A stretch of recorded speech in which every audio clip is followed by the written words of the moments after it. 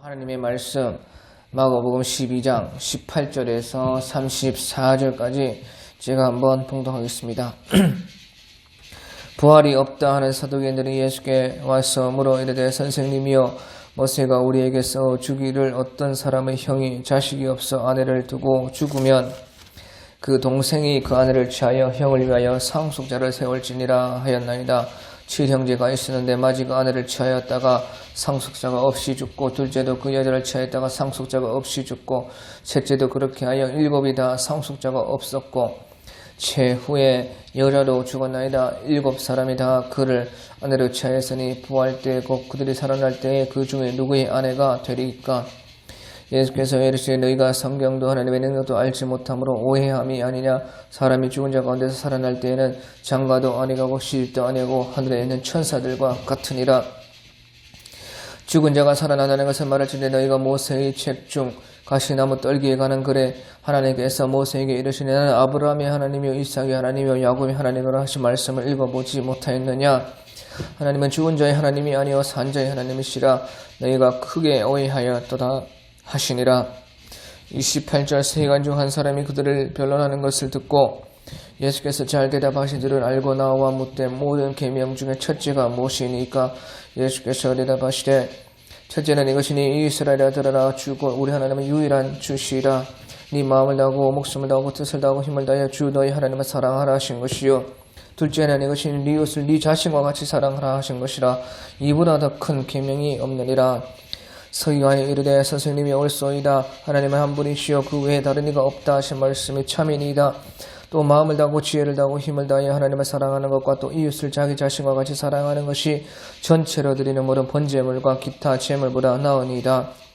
예수께서 그가 지혜 있게 대답함을 보시고 이르시되 네가 하나님 나라에서 멀지 않도다 하시니 그에 감히 묻는 자가 없더라. 아멘. 예, 오늘 우리 마가복음 12장 18절부터 한번 보겠습니다. 18절에 부활이 없다 하는 사두개인들이 예수께 와서 물어 이르되, 사두개인들이 예수님께 나왔는데 그들은 부활이 없다, 부활을 믿지 않는다 하는 것입니다. 이 사두개인들은 모세 오경만 인정하고 또 모세 오경에서 부활이라는 그런 것이 없으니까 부활이 없다 그렇게 주장을 했다는 것입니다. 그래서 우리가 성경을 문자적으로만 보고 그 이면에 있는 것을 생각하지 못하면 이렇게 오해하고 하나님의 말씀을 제대로 깨달을 수가 없다 하는 것입니다. 지금도 마찬가지입니다. 성경을 문자 그대로 거기에서만 생각하고 그 이면에 있는 것을 보지 못하면 하나님의 말씀을 제대로 깨달을 수가 없고 나중에 극히 오해하고 후회할 일이 있는 것입니다. 그래서 사두개인들은 부활을 믿지 않았다. 왜 그러느냐? 사람은 믿고 싶은 것만 믿는 것입니다. 자기가 믿고 싶은 것만 믿고자 하고 눈에 보이는 것만 성경에서도 문자로 나타난 것만 그렇게 생각하려고 한 것입니다. 그것은 성경이 문자만 나타내서 그런 것이 아니고 성경이 없어서 그런 것이 아니고 자기가 믿고 싶은 것만 믿고자 하고 그것만 생각하고 보기 때문에 그런 것입니다. 그래서 사람들은 자기가 믿고 싶은 것을 믿고 그것만 믿으려고 하고 또 그것을 여러 가지로 합리화시키는 것입니다. 이 사두개인들도 그렇게 했다는 것이에요. 우리가 문자적인 것을 넘어서 조금만 더 생각하고 하나님의 능력을 조금 더 알아보면은 누구나 다 그것을 생각해서 이 예수님 신약 때에 예수님이 오셨을 그 당시에는 벌써 다 그 부활이라는 것을 다 믿는 사람이 많이 있었던 것입니다. 바리새인들도 그렇고 다 다른 사람들도 믿었고 이 사두개인들과 같은 이런 사람들만 믿지 않았던 것입니다. 왜?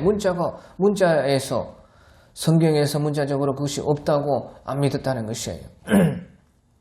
우리 지금 신약 시대의 생활도 천년왕국이나 예수님의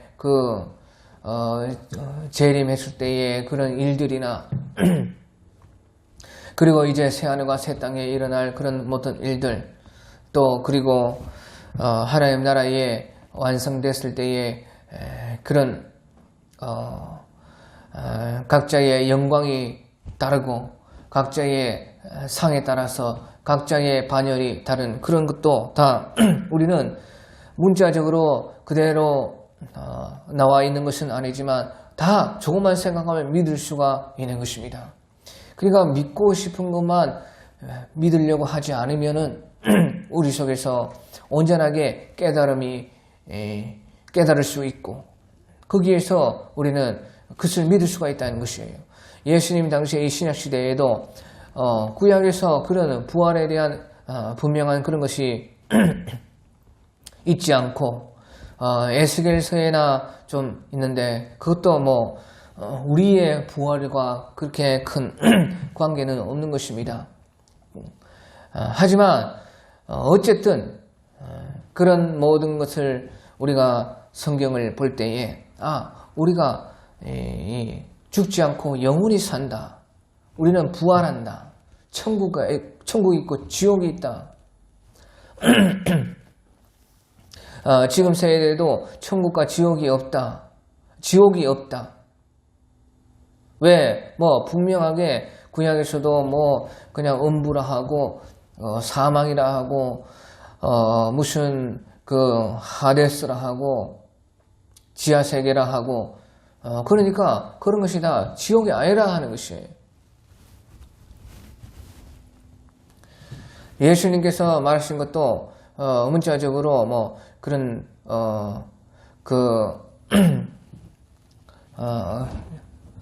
지옥에 대한 것도 그런 것은 다 비우고 그런 것은 다 그 지옥이 아니다. 그렇게 주장하고 생각하는 사람도 있는 것입니다. 하지만 우리는 조금만 더 진실하게 깨닫는다면 그것이 다 우리가 확실하게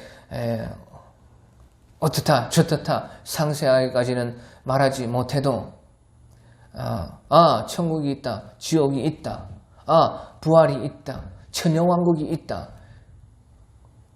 대환란이 있다, 예수님의 새하늘과 새 땅이 그때에 있다. 그때의 왕같은 그런 영광과 또 여러가지 작은 영광들, 해와 같은 영광들, 달과 같은 영광들, 별과 같은 영광들 다 우리가 주님 섬김의 사랑에 따라서 다 그런 것이 다르다. 그런 것은 다 그것을 정확히 그것이 뭔지 다 말할 수는 없지만 그것을 믿을 수가 있는 것입니다. 믿음으로 바라볼 수가 있는 것입니다. 그 믿음이 어디에서 나오냐? 진실하게 믿으면 그 믿음이 나오는 것이에요. 자기가 믿고 싶은 거 믿으려고 하면요, 합리화시키는 것입니다. 이 사두개인들도 마찬가지입니다. 모세의 그 율법을 가지고 자기들의 그 입장을 합리화시키는 것입니다. 선생님이여, 모세가 우리에게 써주기를 어떤 사람의 형이 자식이 없이 아내를 두고 죽으면 그 동생이 그 아내를 취하여 형을 위하여 상속자를 세울지니라 하였나이다. 예, 그래서 신명기 25장 같은데 보면 모세가 이제 형이 결혼을 했는데 자식이 없어 그냥 죽으면 그 동생이 형의 아우가 그 아내를 취하여서 상속자를 세워라. 그렇게 말을 한 것입니다. 그것을 가지고 이제 이 사두개인들은 모세는 율법을 잊게 하려고 유업을 상속자를 세워서 유업을 잊게 하려고 이 말씀을 한 것인데, 사두개인들은 이 말씀을 가지고 부활이 없다 하는 자기들의 그 합리화를 위해서 이 말씀을 사용하는 것입니다. 이 말씀 자체가 벌써 모세가 신명기 25장에 말씀했을 때 유업을 잊게 하려고 그렇게 말을 한 것이에요. 유업을 잊지 않게 하고 그 형의 이름이 계속 있게 해라. 그래서 여기서 자기들도 형이 죽으면 동생이 그 아내를 취하여서 형을 위하여 상속자를 세울지니라. 그렇게 바로 보고 있는 것입니다. 그 말씀은 바로 아는 것입니다. 하지만 그 말씀을 가지고 이 사두개인들은 그러니까 부활이 안 된다. 그것을 말하고자 했다는 것이에요. 하지만 하나님께서는 모세를 통해서 유업을 잊게 해라. 그렇게 말씀하셔서 영원한 유업을 바라보라는 것이에요. 영원한 유업이 있다는 것입니다. 사람이 죽음으로 끝나는 것이 아니라 영원한 유업. 형이 상속자가 없이 죽으면 그 동생이 그 형의 아내를 취하여서 상속자를 만들어서 유업을 계속 있게 해서 그것을 통해서 영원한 유업을 사모하고 바라보게끔 하나님께서는 만드셨던 것입니다. 이 말씀을 하셨던 것이에요. 그러니까 오히려 그 말씀은 영원한 생명, 영원한 삶, 영원한 유업을 지금 말씀하고 있는 것입니다. 그런데도 그것을 가지고 이제 부활이 없다 하는 그런 자기들의 말을 하려고 이 사람들이 하기를요. 20절에서 23절에 7형제가 있었는데 마지가 아내를 취하였다가 그 상속자가 없이 죽고 둘째도 그 형제를 취하였다가 상속자가 없이 죽고 셋째도 그렇게 하여 7이 다 상속자가 없었고 최후에 여자도 죽었나이다. 7사람이 다 그 아내를 취하였으니 부활 때 곧 그들이 살아날 때에 그 중에 누구의 아내가 되리까? 7형제가 있었는데 7형제가 그렇게 다 상속자가 없이 죽어서 7사람이 다 그 한 사람 아내를 취하여서 결혼을 해서 전부 다 그렇게 아내로 맞이했는데 그러면 부활 때 도대체 7형제가 한 아내를 두고 누구의 아내로 돼야 되겠느냐.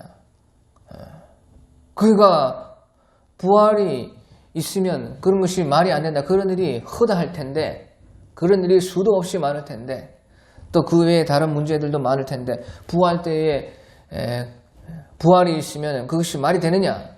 그러니까 부활이 없다. 이런 논리로서 사두개인들은 그렇게 말을 했던 것입니다.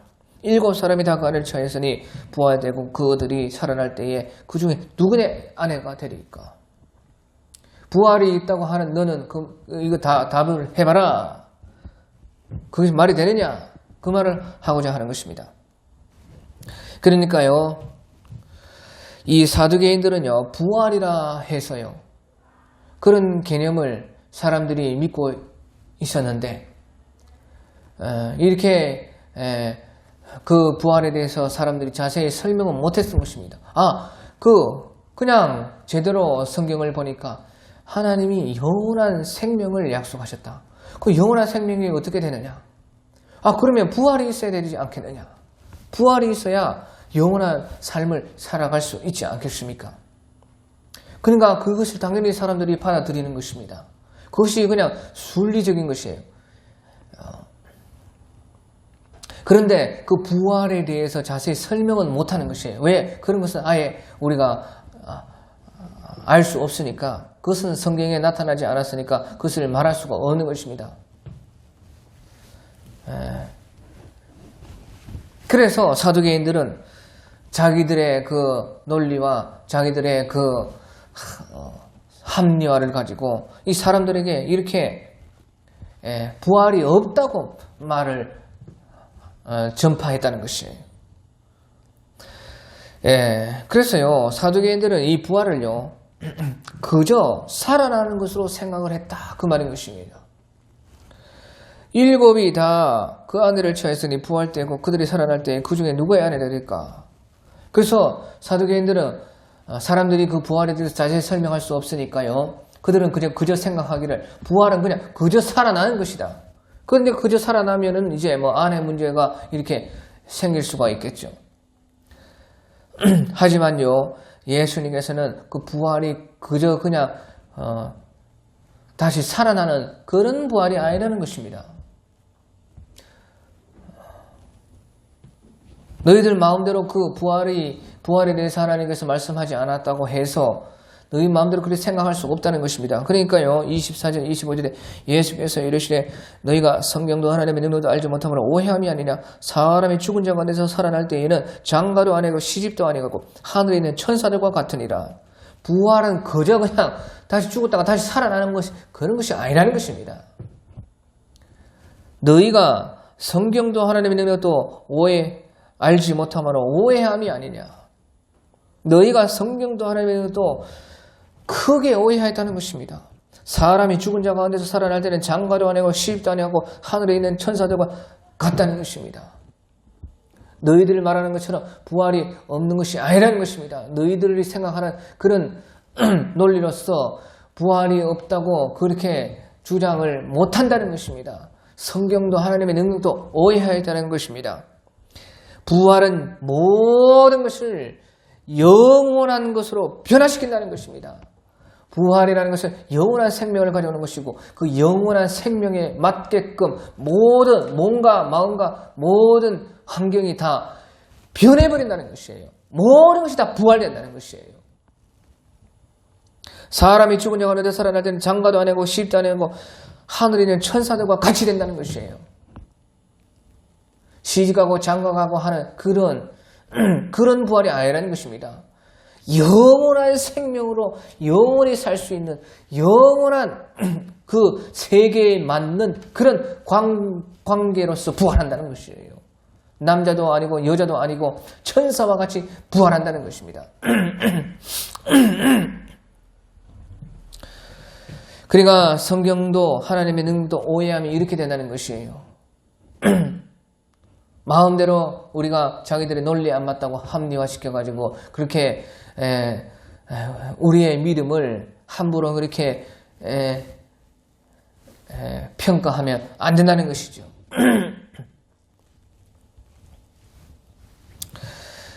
그래서 부활은 모든 것을 영원한 것으로 부활시킨다. 우리의 몸뿐만 아니라 우리의 모든 마음과 우리의 모든 그 삶에 필요한 모든 것들이 다 영원한 세계에 맞게끔 바뀐다. 그것이 부활이다.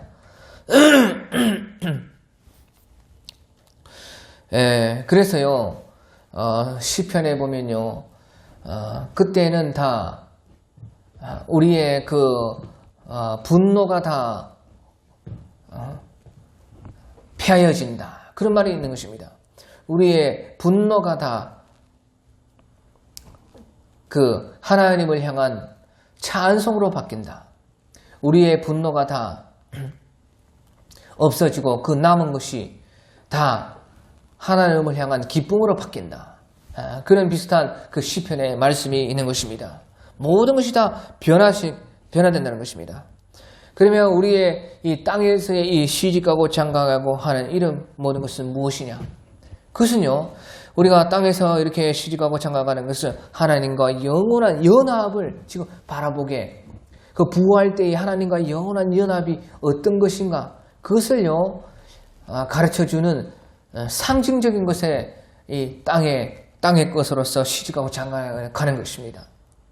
하늘나라에서 시집가고 장가가는 것이 없다는 것이에요. 그러면 시집가고 장가가는 것이 땅에 있는 이유는 하늘에 있을 영원한 하나님과의 연합, 그것을 바라보게 하기 위해서 이렇게 시집가고 장가가고 하는 이런 모든 제도와 이런 우리의 몸과 그런 마음들을 우리에게 주시는 것입니다. 그래서 우리가 땅에서 이렇게 남녀가 있어서 시집도 가고 장가도 가고 함께해서 하늘에 있는 영원한 하나님과의 연합을 바라보고 또 영원한 사랑을 지금 그렇게 겪어보는 것이고, 영원한 사랑, 그것을 사모하는 것이고, 겪어보는 것도 있고, 또 이 땅에서는 완전하지 않기 때문에 하늘의 완전한 영원한 것을 사모하고, 영원한 사랑, 또 우리가 시집가고 장가가서 생명이 생기는 것처럼 영원한 생명, 하나님과 연합될 때에 그 영원한 생명이 우리에게 있다.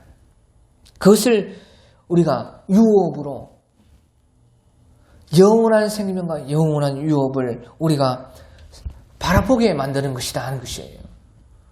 그래 시집가고 장가고 부활 때도 시집가고 장가가는 것이 아니라 천사와 같아서 이 땅에서는 시집가고 장가감으로 영원한 하나님과 연합을 생각하고 영원한 하나님과의 그 사랑을 그리워보고 영원한 생명, 영원한 유업을 이 땅에 시집가고 장가가는 걸 통해서 그것을 계산해보고 사모하게 되고 그리워하게 되고 그것을 위해서 달려가는 그런 것을 위해서 주님께서 우리에게 이 땅에 그런 삶을 허락하셨다 하는 것이에요. 부활되는 이 모든 것이 다 변화되어서 영원한 것으로 부활된다. 그러니까 26절에 죽은 자가 살아나는 것을 말할 너희가 모세의 책 중 가시나무 따기에 관한 것에서 하나님께서 모세에게 이르시되 나는 아브라함 하나님의 이삭 하나님의 야곱 하나님을 하신 말씀을 읽어보지 못하였느냐. 하나님은 죽은 자의 하나님이여 산 자의 하나님이시라. 너희가 크게 오해하여 하더라. 문자적으로 부활이 있다 이런 말을 안 해도 모세의 책에 가시나무 떨기에 대한 그 말씀을 보면은 신명기 6장에 보면은 나는 하나님께서 모세에게 대해서 나는 아브라함의 하나님이요 이삭의 하나님이요 야곱의 하나님 하신 말씀을 읽어보죠. 이것만 바로 벌써 부활을 할 수 있다는 것이죠. 이것만 제대로 깨달아도 그 속에 부활이 있다는 것이에요. 예수님 말씀은. 어떻게 부활이 있느냐? 모세의 책 중에 가시나무 떨기에 관한 글에 대하여 하나님께서 모세에게 이르시되 나는 아브라함의 하나님이며 이삭의 하나님이며 야곱의 하나님이며 하신 말씀을 읽어보지 못하였느냐. 그러므로 하나님은 죽은 자의 하나님이며 산 자의 하나님이시라. 너희가 크게 하여도다. 하나님께서 모세에게 이렇게 자기를 말씀할 때 나는 아브라함의 하나님이며 이삭의 하나님이며 야곱의 하나님이며 나는 너희 조상의 하나님이라. 그렇게 신명기 6장에서 말씀을 했던 것입니다. 그 말이 무슨 말입니까?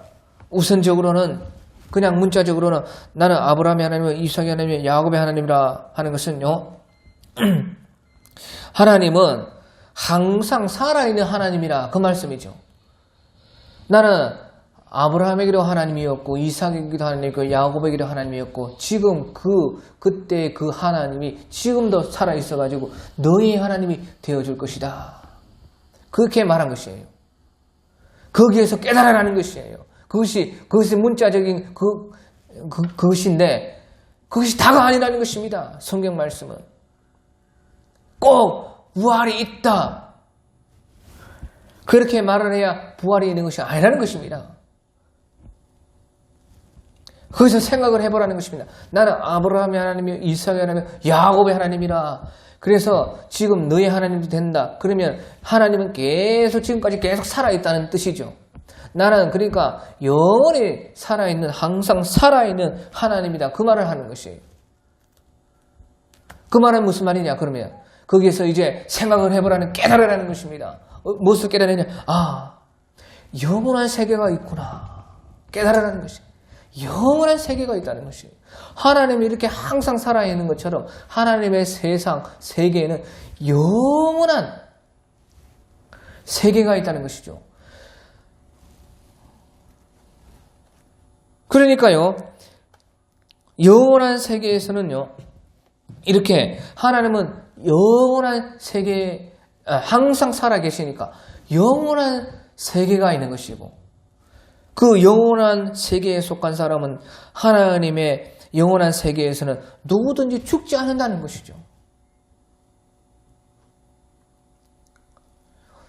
하나님의 사람은 그러니까 하나님은 영원한 살아계신 하나님이시고 그 영원한 세계가 있고 그러면 당연히 하나님의 사람은 그 영원한 세계에 가니까 영원히 살아있는 것이다.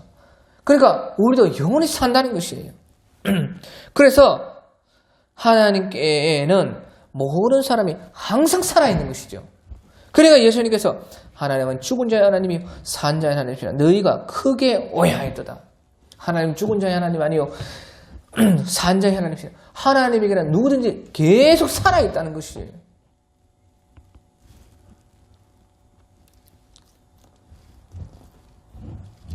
하나님께는 모든 사람이 항상 살아있다는 것이죠.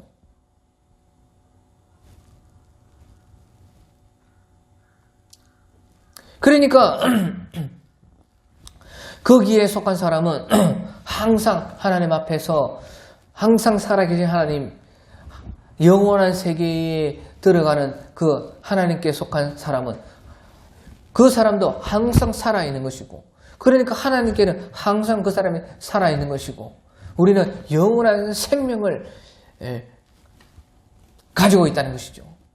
영원한 생명. 그것을 생각을 할 수 있다는 것이에요. 그러니까 우리가 죽어도 다시 산다 하는 이 부활을 우리가 생각할 수가 있는 것이에요. 이 땅에서 부활을 생각할 수가 있다는 것이죠. 하나님 앞에서 영원히 사람은 살아있다는 것이에요. 그러니까 우리가 이 땅의 개념으로서 우리가 죽었으니까 다시 살아야지 영원히 사는 것이 아닙니까? 하나님께는 모든 사람이 항상 살아있는데 우리는 죽으니까 하나님께 속하기 위해서는 우리가 하나님에 속한 사람은 항상 살아있고 그래서 이 땅에서 생각할 때 우리가 다시 살겠다, 다시 산다, 우리는 영원히 산다, 죽었지만 산다, 이것을 생각할 수가 있는 것이에요. 그래서요, 물론 여기서 뭐 확실히 죽은 몸이 다시 살아난다 이런 개념보다는 우리에게는 영원한 생명이 있다, 이것을 생각할 수가 있다는 것이죠. 첫째로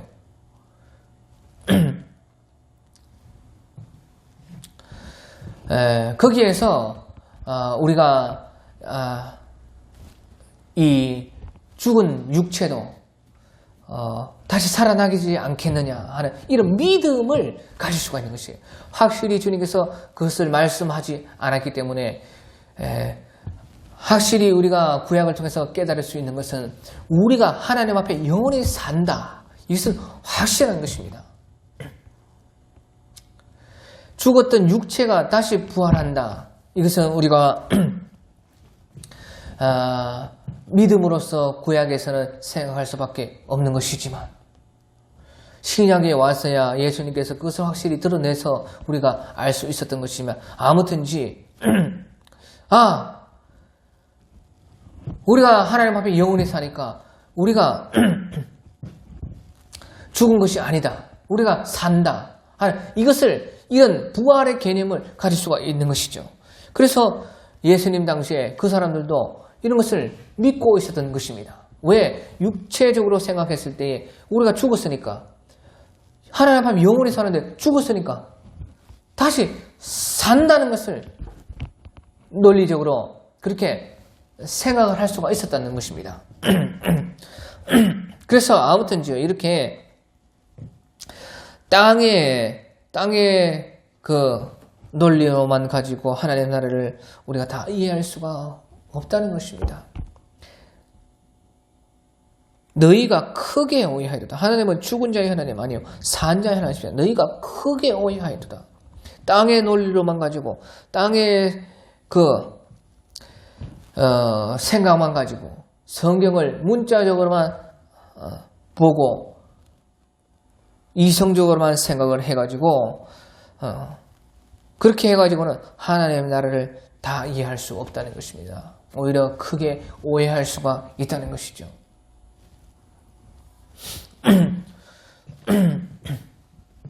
그러니까 너희가 크게 오해하였도다. 크게 오해했다는 것이. 그러면서 주님께서는 이제 그런 모든 진리를 신약에서 더욱더 분명하게 드러내 주셨다. 그것이 주님께서 우리에게 하신 일이다. 그것을 말씀해 주는 것입니다. 그러고 있는데요, 그러는 중에 오히려 사람들이 시험하러 예수님께 서기관들, 헤롯 당들, 바리새인들, 사두개인들 다 이렇게 예수님을 시험하러 왔다가 오히려 거기에서요, 예수님이 그들을 물리치지 않고 그들의 그런 시험을 하려고 하는 악한 생각에 그런 질문을 다 오히려 받아주심으로 진리를 더 드러내시고, 그러니까요, 그 중에는요, 그것을 예수님의 진리를 듣고, 진짜로 자기가 믿음 안에서 고민하고 있었던 그 문제를 질문하고 싶은 생각이 든 사람이 나오는 것이에요. 그가 예수님은 이렇게 사람을 구원하시는 것입니다. 한 사람도 외모로 보시지 않고, 한 사람도 다 차별하지 않고, 오히려 시험하러 온 사람들의 그 질문까지 대답을 해서 진리를 더 드러내는데 사용하심으로, 그 중에서 그것을 듣고 나서 시험하러 왔다가 오히려 자기 마음속 깊이 진짜 어떤 자기가 평소에 가지고 있던 그 질문을, 그 의문을 풀고 싶은 사람이 생겼다는 것이에요. 그것이 바로요, 이제 28절인 것입니다. 서기관 중에 한 명이요, 이제 그들이 변론한 것을 다 듣고, 그 예수님의 그 대답이 참 진리로구나, 그것을 깨닫고, 이제 자기가 시험하러 왔다가 오히려 진짜 가지고 있던 그 질문을 했습니다. 예수님께서 잘 대답하신 줄 알고 나와 묻되 모든 계명 중에 첫째가 무엇입니까? 그 살면서 이 신앙생활에 참 첫째 되는 그 계명이 무엇일까? 그것을 고민했던 그 서기관이요, 이때는 예수님께 진짜로 질문을 한 것이에요. 진짜 그 답을 듣고 싶던 것입니다. 그러니까 예수님께서 아무 소리 하지 않고 대답하시기에, 첫째는 이것이니 이스라엘에 들어 주고 우리 하나님은 유일한 주시라. 네 마음을 다하고 목숨을 다하고 뜻을 다하고 힘을 다해 주 너의 하나님을 사랑하라 하신 것이요, 둘째는 이것이니 네 이웃을 네 자신과 같이 사랑하신 것이라. 이보다 더 큰 계명이 없느니라. 예수님께서 둘째까지 확실하게 말씀을 해주셨다는 것이죠. 자, 그래서요, 이 당시에는 계명에 대한 사람들의 생각이 다 많이 달랐던 것 같습니다. 이 계명이 도대체 무엇을 우선적으로 지켜야 되는가? 첫째 계명이 무엇인가? 그 다음은 무엇인가? 그런 계명에 대한 생각이 사람들마다 다 달랐기 때문에 이 서기관이 모든 계명 중에 첫째가 되는 계명이 무엇입니까? 그렇게 물었다는 것이에요. 그러니까 우리가 여기서 알 수 있는 것은요, 계명도 첫째가 있고 둘째가 있다는 것입니다. 다시 말하면 계명을 지킬 때에도 순서가 맞아야 된다는 것이죠. 우리가 하나님의 말씀 생활할 때도 순서가 맞아야 된다는 것이에요.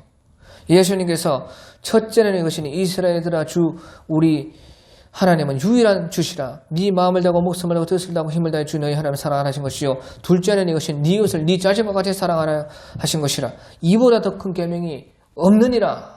그러니까 보시죠, 계명에도 순서가 있는데, 첫째가 있고 둘째가 있는데 지킬 때에도 순서가 맞아야 된다.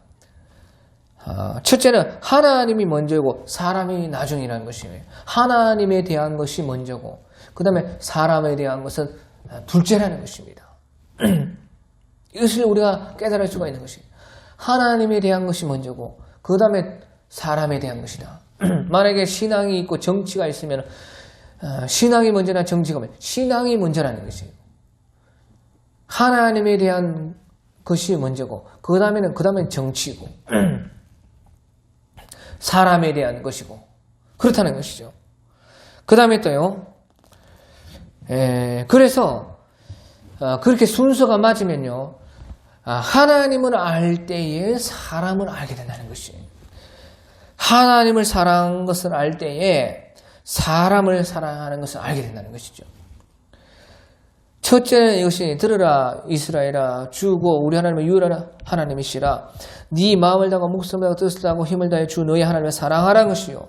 이렇게 하면은 마음을 다하고 목숨을 다하고 뜻을 다하고 힘을 다해서 하나님을 사랑하면은, 둘째는 이것이 네 이웃을 네 자신과 사랑하라신 것이라. 이보다 더 큰 계명이 없느니라. 사람을 제대로 사랑할 수 있게 된다는 것이죠. 하나님을 사랑하여 사람도 제대로 사랑할 수 있게 된다는 것이에요. 계명도 첫째고 둘째고 순서가 있는데 순서가 계명을 지킬 때도 맞아야 된다. 그 순서는 하나님이 먼저이고 사람이다.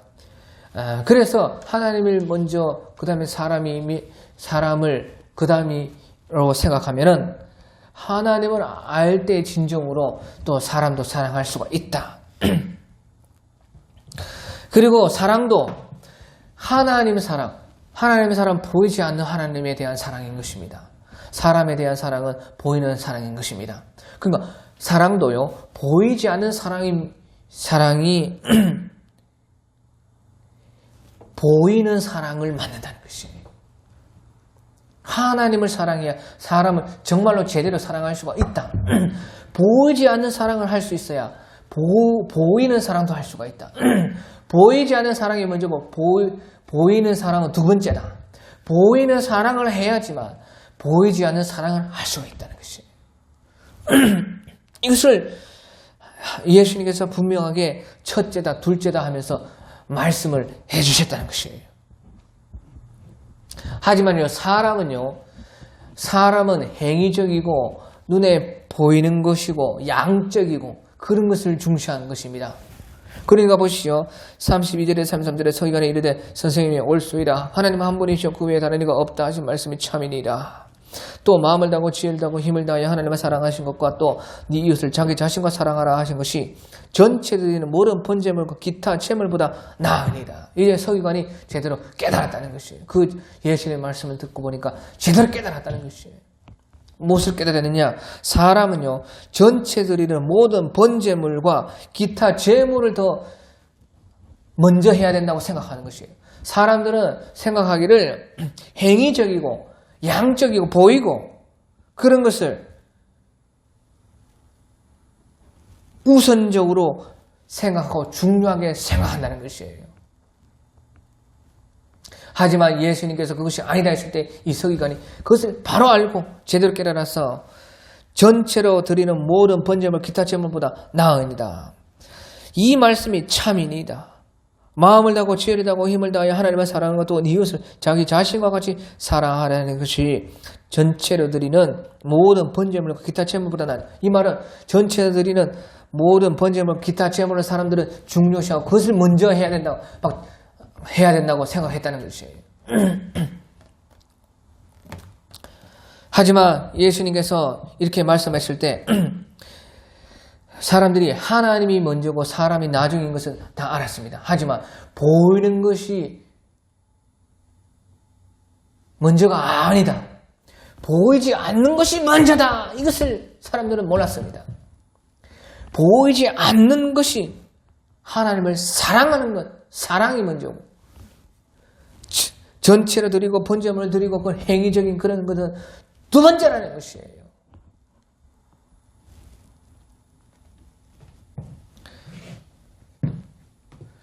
순서가 맞아야지만 제대로 사랑할 수가 있다. 제대로 하나님을 섬길 수가 있다. 이것도 이제 여기서 이 서기관이 깨달은 것입니다. 그러니까 하나님을 사랑하는 것과 네 이웃을 네 자신과 같이 사랑하라는 이것이 전체적인 모든 번제물과 기타 제물보다 나으니라. 그래서요. 마음을 다하고 지혜를 다하고 힘을 다하여 하나님을 사랑하는 것과 이것은 다 우리가 전 삶을 다해서 하나님을 사랑하는 것을 말하는 것입니다. 마음을 다하고 힘을 다하고 뜻을 다하고 지혜를 다하고 목숨을 다해라. 이것은 다 우리의 전생의 전 삶을 하나님께 다 우선에 다 하나님을 섬기는 그것을 전부로 해라는 것이에요. 전부. 그 전부, 전 삶. 그러니까 오리를 다 하나님께 사랑을 해라.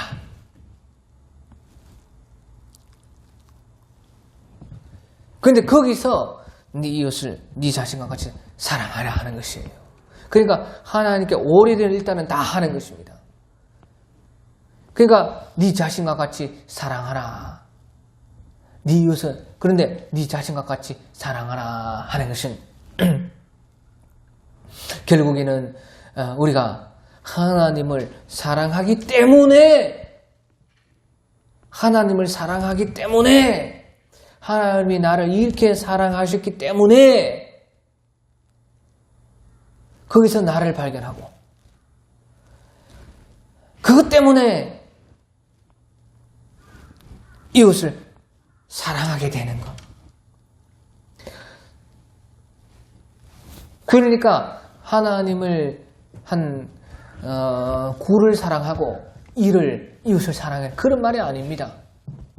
하나님을 전적으로 10을 다 사랑을 하고 그 하나님을 사랑하는 것 때문에 이웃을 사랑하는 것이에요. 그 하나님을 사랑하니까 나 자신의 그 가치를 제대로 아는 것이에요. 나 자신을 제대로 보게 되는 것이에요. 이런 나를 사랑해 주신 주님을 알기 때문에 이런 나를 사랑해 주시기 때문에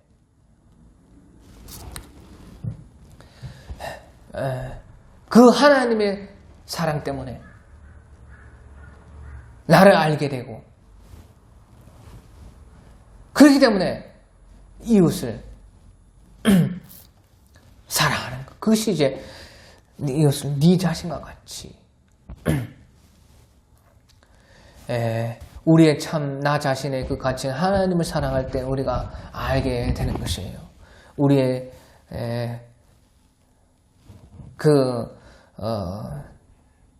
참으로 그 연약함, 또 우리의 참으로 존귀함, 그것을 진정으로 발견하게 되고, 그러니까 당연히 그 가치로서 이웃을 바라볼 때에 그 내 자신과 같이 사랑할 수가 있게 된다.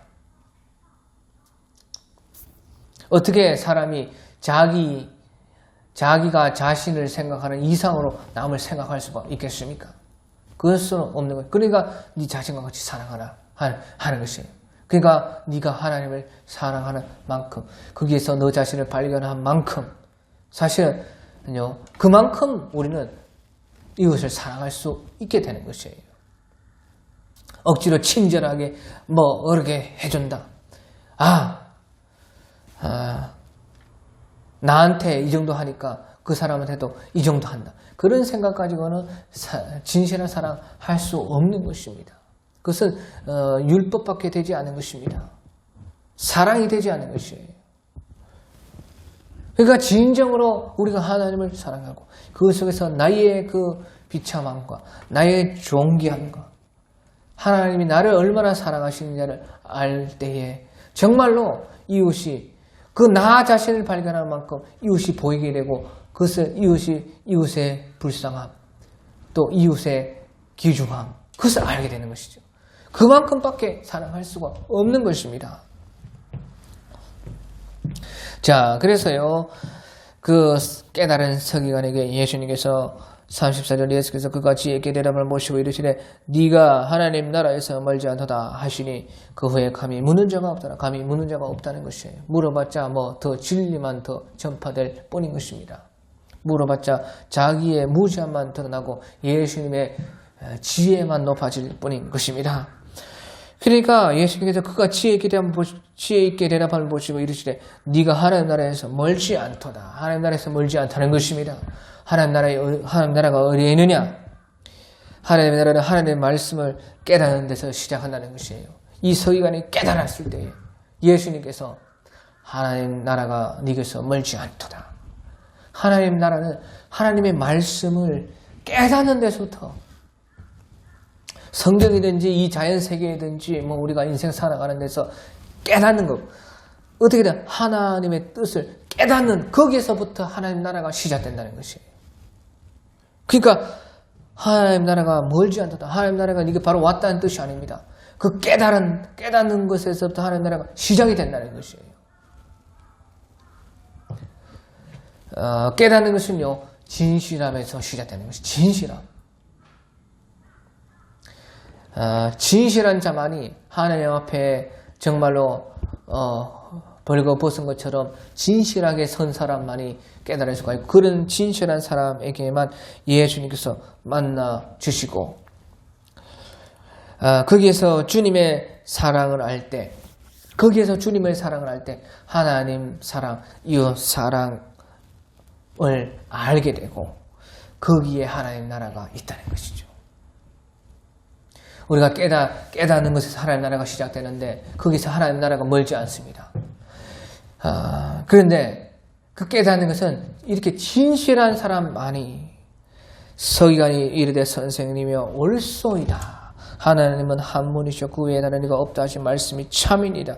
또 마음을 다하고 지혜를 다하고 힘을 다하여 하나님을 사랑하는 것도 이웃을 자기 자신과 같이 사랑하는 것이 전치 드리는 모든 번제물과 기타 제물보다 나으리라. 다른 사람들이 다 눈에 보이고 행위적이고 양적인 것을 우시하고 중시해서 그것을 생각하지만 듣고 보니 주님의 말씀이 옳습니다. 진실한 사람만이 예수님 만나주시는 것입니다. 예수님을 만날 때 주님의 사랑을 알게 되고 거기에서 하나님의 사랑과 이웃 사랑을 할 수가 있게 되는데 그 사랑이 있는 곳에 하나님 나라가 임하는 것이에요. 거기에 하나님 나라가 있게 되는 것입니다. 그러니까 우리가 요한 1서 4장 10절에 사랑은 여기 있으니 우리가 하나님을 사랑한 것이 아니요 오직 하나님이 우리를 사랑하사 우리 죄를 위하여 화목제물로 그 아들을 보내셨습니다. 그 아들, 우리의 죄를 위하여 화목제로 그 아들을 보내셨습니다. 그 아들을 만나려고 하면 진실해야 돼요. 첫째가 그냥 진실이에요. 신앙의 첫째는 무조건 진실인 것입니다. 진실한 사람만이 주님을 만나서 깨닫고 주의 사랑을 알게 되고 사랑은 여기 있습니다. 우리가 하나님을 사랑하시오. 하나님이 오직 우리를 사랑하시사. 이것을 알게 되는 거예요. 그 주의 사랑을 알게 되는 거예요. 우리 죄를 위하여 화목제로 그 아들을 보내셨습니다. 거기에서 우리가 거기에서 그 사랑은 여기 있으니 우리가 하나님을 사랑하시오. 오직 하나님이 우리를 사랑하사 우리 죄를 위해 화목제로 그 아들 보내. 거기에서 사랑이 여기 있구나. 예수님을 만날 때 우리의 죄를 위해 화목제 그 아들을 예수님을 만날 때 깨닫고 예수님을 만날 때 주님의 사랑을 알게 되고 거기에서부터 하나님 사랑, 이웃 사랑을 하게 되는 것입니다. 그래 거기에 하나님의 나라가 임한 것입니다. 하나님의 나라는 바로 사랑의 나라이기 때문에 그런 것입니다. 예, 오늘 여기까지요.